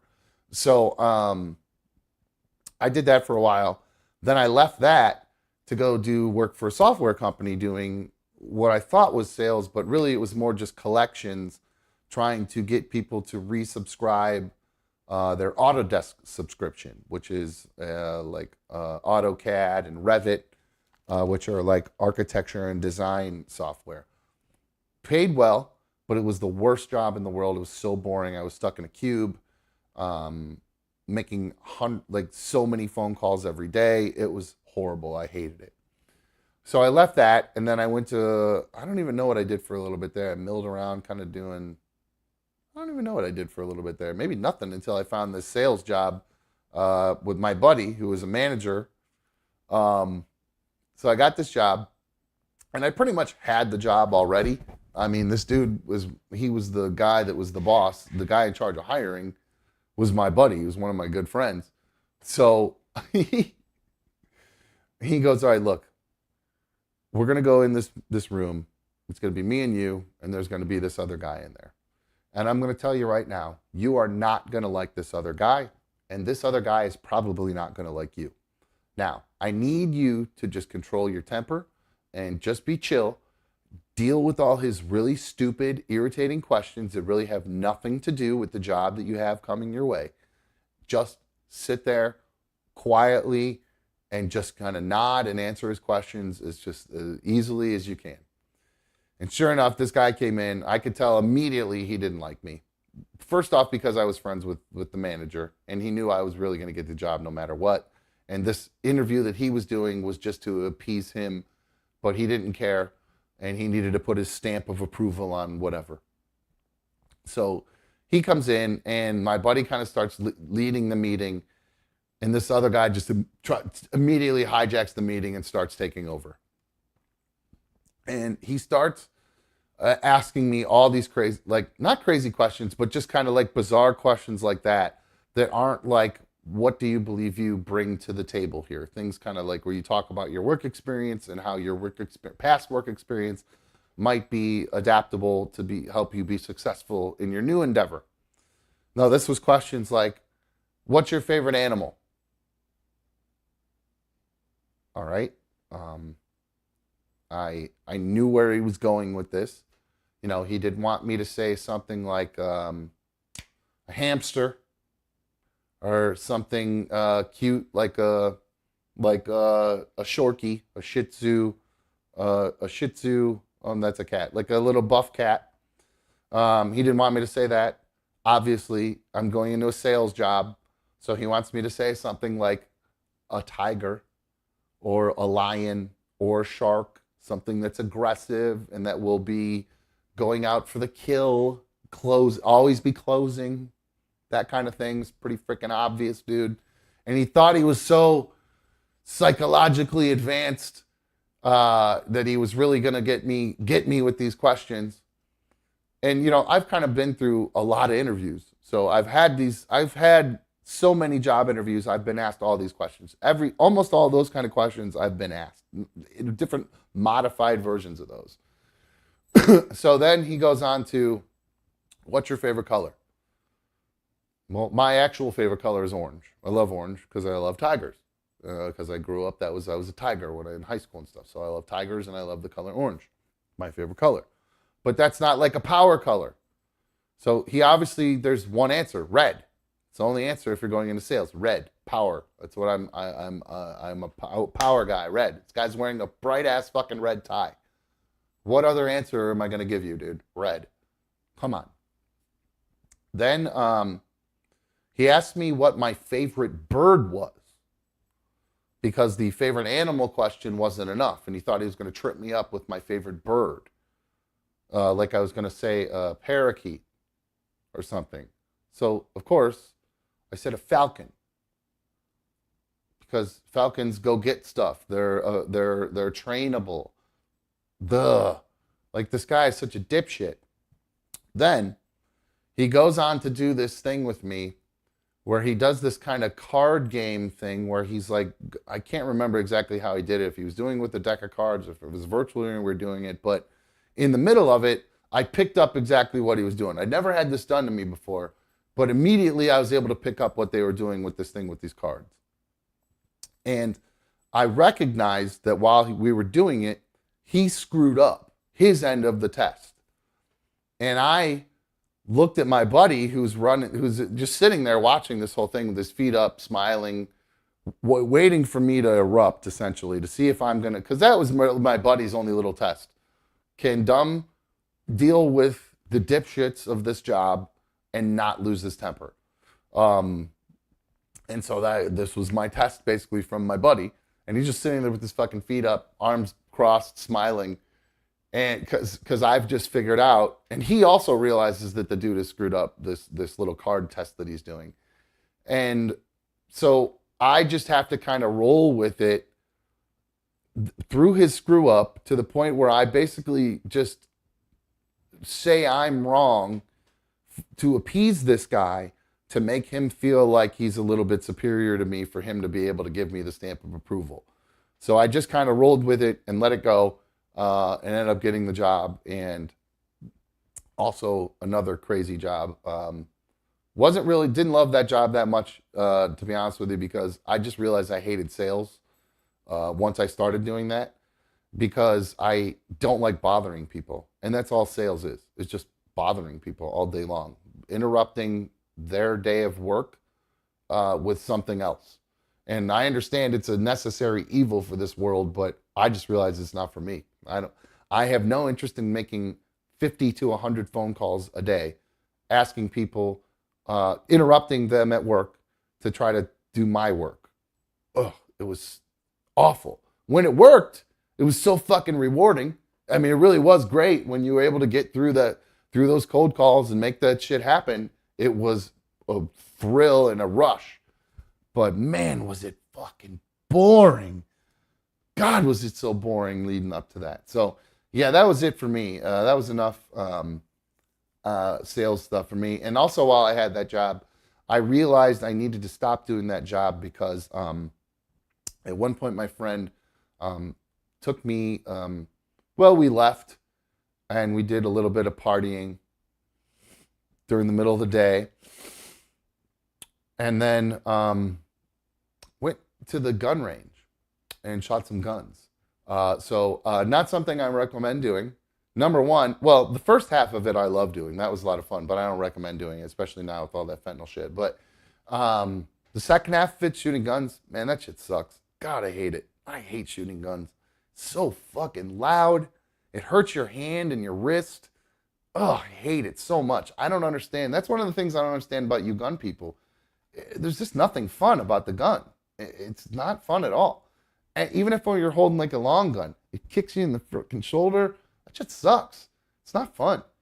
I mean, I understand it's not fun getting beat up or shot by another person who's either got a gun or whatever. But yeah, I don't understand that, you guys and your guns. I really don't. Let's see. Drew said, I agree, Dumb, sales is so tough. You're right. I'm not sure what Diz's joke is about feeling his pocket and his wallet was gone. I'm not sure what that means. And CYX says, interviews are stupid. It's all about lying and manipulating the interviewer like you want deceitful employees. Almost, you're right. It's like you got to sell yourself. Well, that's why it's all those questions, like I was saying, those ones are just so stupid, because then it turns into a mind game. And it's not just simple questions like, tell me about what you used to, what was your a day like for you from 8 to 5 at your last job? Tell me about what you did throughout the day, and then how do you think that those things you did could apply to this new job? Like, that should be really the only fucking question, really. And if you've not had that job before, then you could say, well, I haven't had this job that I have not, maybe I don't have experience doing that, but you explain your other attributes and how they would maybe relate to the job. So that's it. That's all it's supposed to be about. Your work experience. And then when you're being interviewed, just make sure the person's not a complete nutbag, like this guy working at this fucking architectural firm in downtown New York turns out to be a fucking serial killer living in broad daylight. So I don't know if he owned his own business or somebody interviewed him for it, but he was working. So if somebody interviewed him, he managed to manipulate his way through it and seemed like a normal person. But he's been doing it for years, so who knows? Those interview questions were pretty weird, but I've experienced most of them. One more thing. Let's see, guys with the chat. CYX again. She says, I suck at interviews because I'm blunt and I don't like to talk crap. Yeah, I agree. I have a really hard time playing that game. I don't really like small talk a lot of times. And that's what a lot of sales is. Small talk, your network. I truly believe the only people who are very, very successful in sales are people who go to church. Because you have a built-in network right there. Everybody there knows you're in sales. They usually know what you sell. And if it's something like a car or a copier or something that they can use, they're going to come to you first because you're in their church. And most of the guys that I've seen have success in sales, all church-going people. And they all use that huge network to be successful. And I don't blame them. Pretty fucking smart. Actually, pretty fucking smart. All right. Let's see what else we got here. Man. There's some stuff going on. I think you guys may have seen this story of this dad who went nuts. Actually, before I go, I wonder what this dad who went nuts on TikTok because his son was asked a question that made the dad very uncomfortable. I doubt it made the kid uncomfortable at all. But the dad sure did get uncomfortable by it. So, let me see if I can find this other clip here. Give me one sec, guys. I pulled it up and I just lost it. Oh, here it is. God damn it. Get rid of that. Hold on. Hold, please. Hold, please. Let me get this over here. I don't know what just happened to my voice there. All right. So, I don't know if you guys have seen, I know you guys are familiar with Dylan Mulvaney and all the drama that came along with Dylan and the Bud Light ad that they did for Bud Light. You guys are everybody's familiar with that. You live under a damn rock.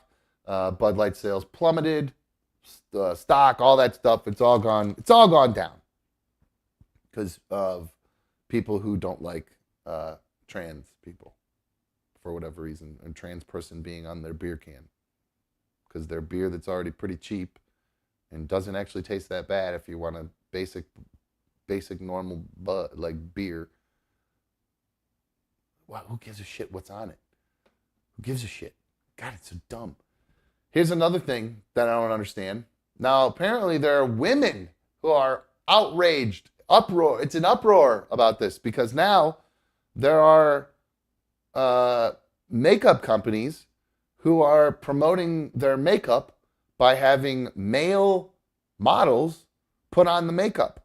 And I'm going to be quite honest with you guys. I feel like I might have missed my calling because I could do this and I could make a lot of money. Look at this. It's Prime Day on Amazon, so why not see if Maybelline has any deals going on? And look at that! Super Stay Vinyl Ink is 30% off, and my favorite colors are in stock and ready to ship. My Amazon order arrived the next day, and here I am, filming a makeup review. And baby, check out this color and shine. It's so comfortable, and it will not budge or smudge for up to 16 hours. Let me know what you think, and shop Maybelline Prime deals for 30% off right now. Stop it. I could do that so easily. And I have a better beard than those dudes. I'm better looking than those guys. My skin's not as good as them. I'll give them that. But I'm pretty sure they're using some sort of fucking filter anyway. But I wish B1 still lived here for only right now. Just kidding. If B1 still lived here, I would run upstairs right now. I would grab some of her lipstick and I would I could reenact that step by step. And guys, I got to be honest with you. And this is, I'm all for people wanting to be trans. If that's how you feel, you think you're a boy, you're born a boy, you think you're a girl, I don't give a shit. God love you. If you're born a girl and you think you're a boy, I don't give a shit. God love you. Like whatever you want. If you're one and you're not sure, sorry for you. That sucks. That sucks. But sometimes I feel like when guys act like that guy was acting, or I don't know how that person identifies. The way they were acting, I feel like that is so easy to do. It's such low-hanging fruit that if you if I wanted to immediately get a bunch more viewers and just shock the world, all I'd have to do is come out and tell everybody I'm trans, or I want to start dressing like a woman, and I want to be called Dumma from now on, and I do a video like that, and I act kind of, like that person did. It's so easy. It's such low-hanging fruit because you're just acting like every other. It's the same shit. You just throw all this attitude into it, and you just get that. And you just kick that attitude and you throw a little this and one of these and then you be extra. You're going to watch how I take the back off of this remote. You see this control? Look how I mess with it. See, you take it and you just smooth it. You smooth it. That's how you be working things. It's so easy. It's just so simple to me to act like that. Those people aren't like that. They didn't act like that. They saw other people act like that. I just don't get it. That's like, most girls don't act like that. So if you identify as like a girl, why are you acting like that? I don't know any chicks that act like that. It's weird. If they're out there, if you act like that, call. If you know someone, call 844-HIT-DUMP, because I don't know anybody that acts like that except them. So you keep doing it, but it just seems so fake to me. It just seems so fake. Now, I will say, I actually have considered wearing makeup for when I do this. I've actually considered, because my skin is beat, because I like to tan. And I always forget to put stuff on my face because it burns my eyes. So I forget, I just usually don't put it on because it ends up dripping and burning my eyes, and I hate it. So my face is all screwed up from the sun. So I've considered, maybe I throw a little foundation on. Why not? Does that make me trans? No. People on TV do it all damn day. So what would that be? Not that big of a deal. So I don't know. But the way that person is acting, just if I started wearing that, it doesn't mean I would start wearing it. I would just wear it. So, I don't really understand the whole thing. Vanilla Charlie says short bonus video this weekend would be dumb actually doing this. That's funny. Drew wants a reenactment. I'll do that. I'll put on. I'm not afraid to do any of that stuff. I just would personally need a little foundation, maybe a little Botox to get rid of some of this. So I can't do that anymore. So I can get rid of this wrinkle I have here. But I got a scar here. So what's the difference? It's not going to go away anyway. I got like these birthmark old people liver spots or whatever on my face at this point, or sunspots. I don't know what they are. I'm going to have to completely do that. Scott70 said, hey, dumb, do that again. Do what again? That's what I said. It's low-hanging fruit, Scott. It's just so easy, and I just don't understand. Oh my gosh, the fruit, it's right there. It's so low and so easy to grab a hold of. I mean, come on. Who are you guys fooling? It's not fooling me one bit. Anyway, so there's that. And then on the other end of it, so you have these people, and I hate saying these people like that, like I'm doing these people. No, it's just like they are acting like that, and it's just so weird to me. I will never, ever understand that, them acting like that. But there is a video on the other end of the spectrum of somebody who really does not like trans people. And you may have seen this video because it came out a couple days ago, and I just never got around to talking about it. But here is a dad. Now, I'm a dad. I have kids who play sports, one of them at least. The other one's a band guy now. And I made fun of him tonight, actually, for that. I feel bad. I made fun of him for being in the band and not playing sports. It was not cool. I feel like a jerk because I'm really proud of him for his band stuff. But I was talking sports with my other son's friend who was there at the game, and we're talking baseball and stuff. And Brady starts chiming in with some sports stuff, and I looked at him. I go, "You're in the band, dude. What do you know about sports?" So I feel bad because he was an athlete at one point, but he likes band better. So I feel bad. But going back to when he did play football, they had to get physicals, and when you go to the physical, they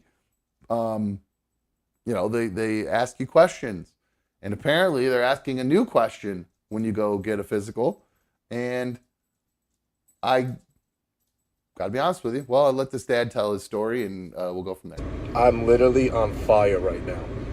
I just got off the phone with my wife, who took my 9 and 7-year-old boys to the doctor today to get physicals for tackle football and school next year and all that other shit. My 9-year-old son went in first, and the first thing this woman asks him is if he identifies as a boy, a girl, gender fluid, or non-binary. Okay, well, my son. Here's the first thing. I'm a sexist. I never even dawned on me that this was a female doctor. Because, well, first off, they're boys. So how are they doing the hernia test? They have a female doctor doing the hernia test on 8 and 9-year-old boys? Or are they not doing the hernia test anymore? Did I miss something? Is it not did he say it? He said it's a woman, right? So are they not doing the hernia test where they turn and cough? The whole up on your balls, ladies. I don't know if you know this, but when we go get a test for a hernia, they shove their fingers up into our balls and tell us to turn our head and cough. And I don't know, for whatever reason, if we have a hernia, maybe their fingers go up into our guts. I don't know. But they're having I just assumed it was a male doctor. I guess probably because I assumed it was boys. Maybe I'm not sexist. That's just dumb. Why the fuck would a woman doctor? How are they going to check for a hernia? I'm so confused right now. Doesn't make any sense. All right. This whole thing is fucked right now. All right, here we go. Fluid or non-binary. Let me go back to the actual question. He identifies as a boy, a girl, gender fluid, or non-binary. My son. He's never heard of any of that shit before. Oh, no. You've been dealing with him your whole life. He is clearly a boy's boy. So what are you, trying to plant a fucking seed in his head? Oh my God. The only thing I didn't watch this whole thing just because I wanted to have my actual genuine reaction to it. What a fucking nerd. Are you kidding me? Dude, just be a fucking parent and say, bro, how do you feel? You feel like a boy? And if he says yes, then he says yes. If he says no, then you have a conversation about that. What the fuck, man? Why is it so hard for these people to say? There are people out there. Why is it so hard as a parent to tell your kids, look, there are boys who feel like girls. There are girls who feel like boys. If you feel like a boy and you are like born a boy and you feel like a boy, cool. Like, being asked that question doesn't plant any seeds. You should be the one planting that seed. Or even if you do, even if the seed is planted by someone else, you just be a parent and explain to them what's happening, because it's in our world. It's not going away. You're not going to change it at this point. And it's just so crazy to me. It's crazy to me, this guy. He's really upset about the whole thing. You know what I'm saying? The only thing I could be thankful for is that my wife took them instead of me. And props to my wife, because she said something. And if she didn't, they would have asked my 7-year-old son the same damn question. Oh, no. This shit is ridiculous. And to the people out there to think that there's nothing wrong with that, and I'm just a transphobe or all that shit, that's me. You're fucked up. No, I'm normal. You're bullshit. Fucked up, bro. You're a fucking weirdo. And there's something wrong with you. Learn how to be a parent, you big baby. What a fucking dork. That guy is a loser. Oh my God. What a dork. It's not a grand conspiracy to turn your children into transgendered. It's a grand conspiracy to get you to understand that there are people who are out there, they exist. And it's up to you to learn to accept it. Whether your kid has heard about it or not, they're gonna hear about it soon. Or they're going to meet a girl who acts like a boy, like I did when I was little. And everybody, I was actually confused. I didn't really know what was going on. Name was Jesse. It was a boy or a girl's name. Kind of looked like a girl, but acted like a boy. Could beat my ass a couple times, actually. Older and stronger. Beat me up. This is a girl. So they're out there. Everybody has known, quote, what when we were kids were called tomboys. Everybody. You've all been around them. And you know guys who were very effeminate and acted like girls. Everybody knows this.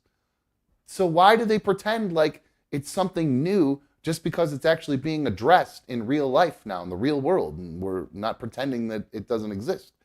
It's just so mind-boggling to me that that's what they think, that they think that there's some grand conspiracy to turn all of your children transgender. It's just nuts. Planting a seed for what? Your kid's going to feel that way or they're not. I don't get it. I know there's been stories of kids who have changed their mind, and it's a question of whether it's an age thing or not. But being asked that question isn't going to make them that. It's not. It's going to make them more cognizant of the fact that there are those people out there maybe, and that you have to learn to be tolerant of people who might not be the same as you. Crazy TikTok dad. What the fuck's wrong with you, man? Anyway.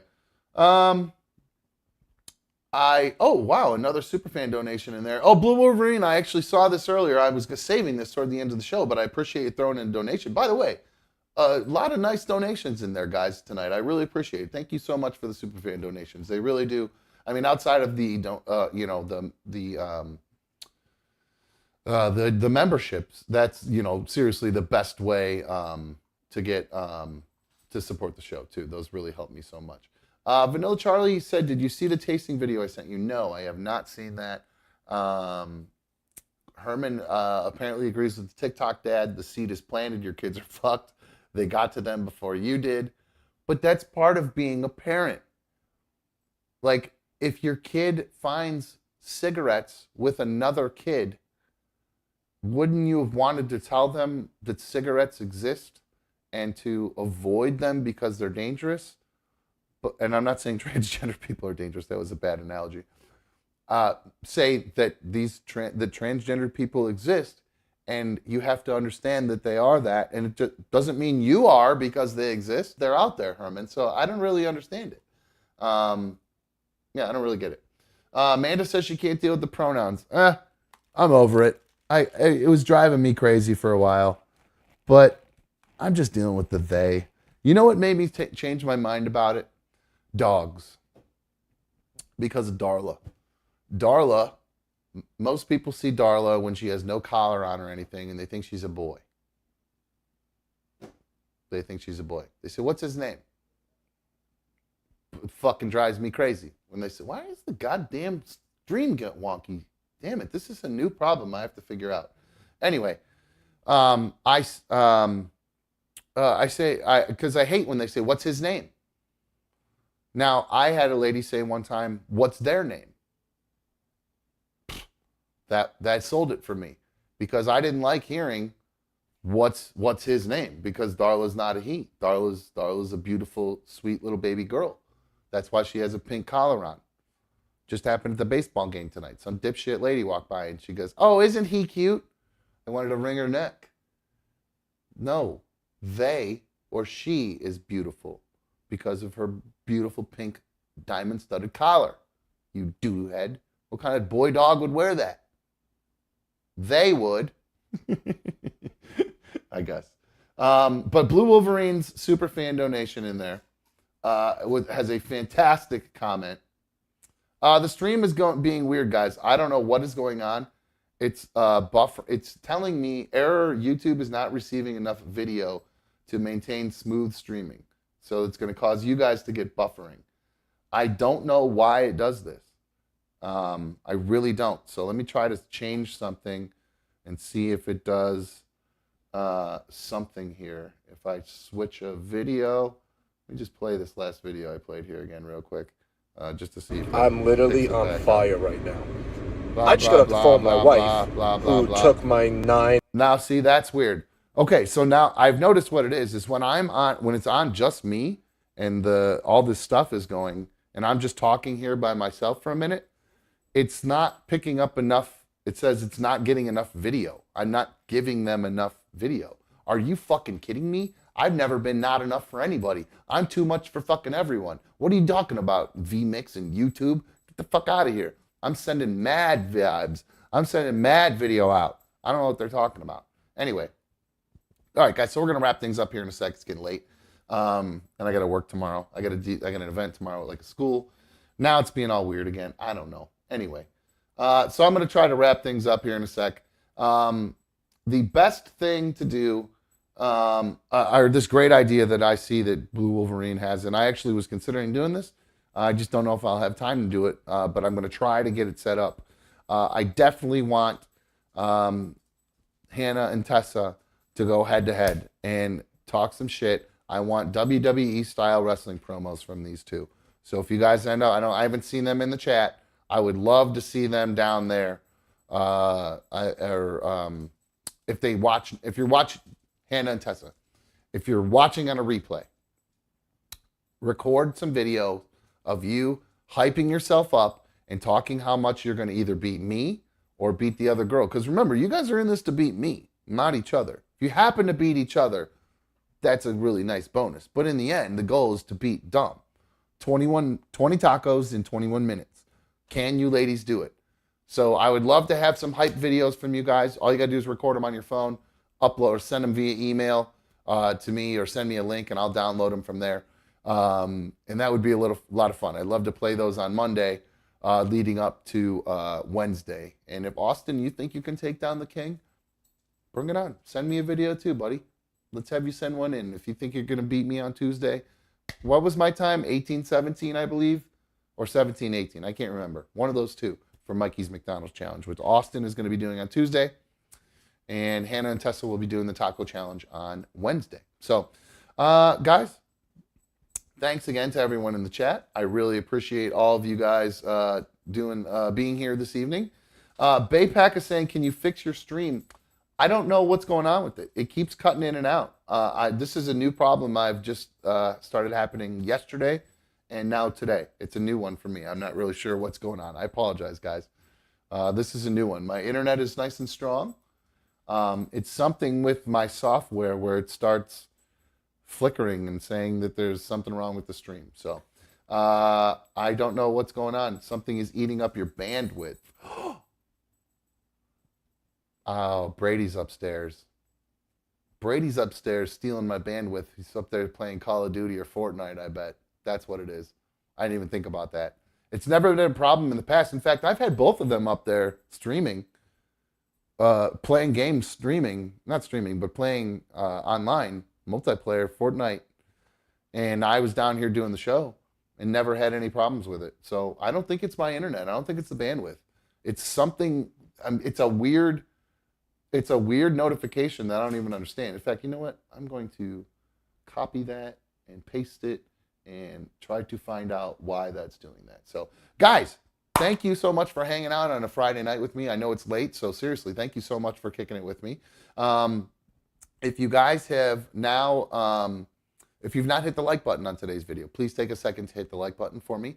If you're not subscribed, you guys know the deal. You got to be subscribed to be able to talk in the chat. So at least I think 10 minutes is the rule or whatever. So it's a way to keep the trolls out, unless they want to sit around for 10 minutes waiting to do it, which is really fucking lame. But having said that, outside of subscribing, please make sure you have notifications turned on. I always forget to mention that. If you don't have your notifications turned on, please make sure notifications are turned on. So that way you'll know when we go live. Because every once in a while, normally we go live 7 to 9 Eastern. But today, we went live, obviously, 9 until later. That's because my son had a baseball game. So it's always good to have the notifications turned on just in case I go live at a different time than scheduled. So that's the best way to kind of keep up with it. And the best way to help support the show is through the superfan donations, which you'll see. Thankfully, we had a bunch of those tonight. I really do appreciate that, guys.